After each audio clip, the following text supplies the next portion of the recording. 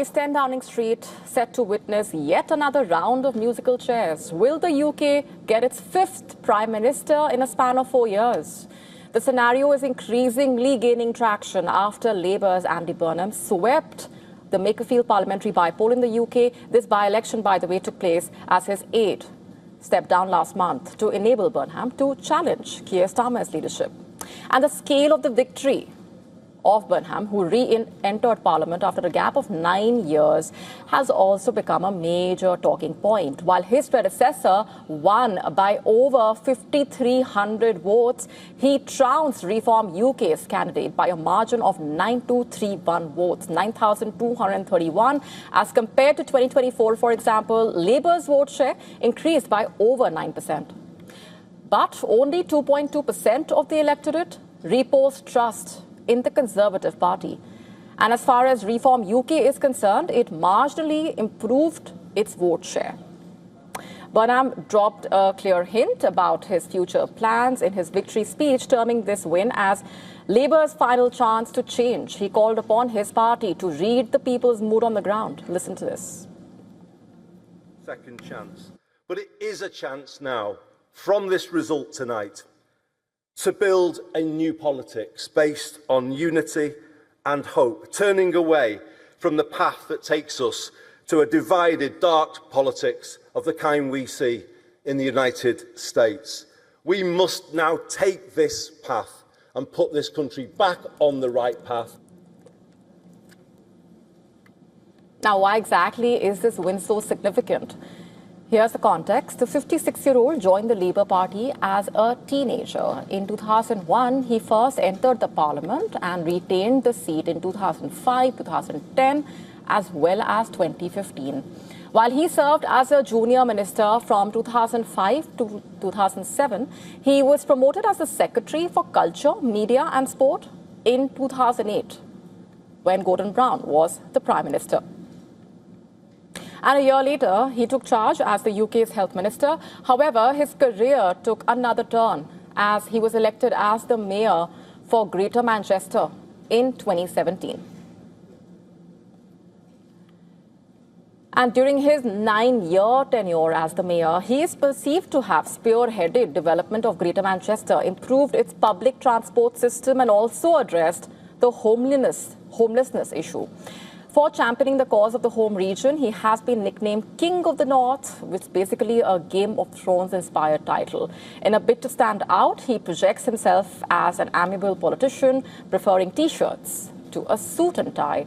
In a bid to also reassure people ahead of his prospective leadership challenge, he gave top advisory roles to 3 top economists even before winning the bypoll. And this included ex-Bank of England chief and former Treasury Minister as well. And this also assumes significance amid Britain's rising fiscal challenges under Starmer. For example, the UK government's difference between expenditure and income from taxes was $30.7 billion in the month of May. And this was the highest recorded figure in the last 6 years. What awaits the UK in the next few days and weeks is the big question now. In the first scenario, Burnham may try to convince Starmer to step down, and if that does not materialize, he can also become a challenger by bagging the support of 20% members of the UK's House of Commons, which amounts to 81 MPs. Apart from that, he should also be backed by 5% of the Labour Party branches or affiliated trade unions. In this election, both party members as well as affiliated trade union supporters are able to vote. It is worth noting here that Burnham ran twice for the Labour Party's leadership in 2010 as well as 2015, but lost on both occasions. Now, Starmer has been under pressure, which is only mounting. Remember, he's been under pressure to quit since the Epstein Files fallout. This came after emails released by the US Department of Justice put the spotlight majorly on the deep association, as alleged, between Britain's ex-envoy to the US, Peter Mandelson, and the convicted sex offender, Jeffrey Epstein. In fact, the woes worsened in the month of May after the Labour suffered heavy losses in the local body elections, with the party losing more than 1,000 municipal seats, even as his government has been rocked by a series of resignations by top ministers, such as Wes Streeting and John Healey.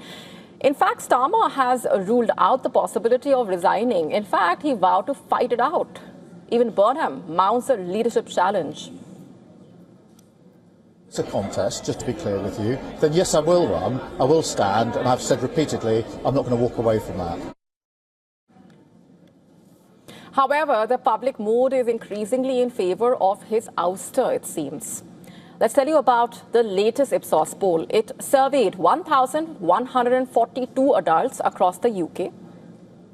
Over half of the respondents called on Starmer to step down immediately. They wanted him to resign immediately. On the other hand, Annie Burnham emerging as the most popular contender to replace Starmer, indicating dissatisfaction with the government, basically. 23% people demanded a new general election to be held. Andy Burnham would like to be the man to replace him.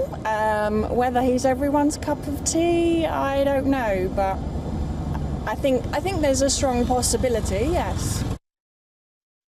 Meanwhile, Starmer has downplayed, or at least tried to downplay, any immediate leadership challenge, and even hinted at offering Burnham a key cabinet portfolio.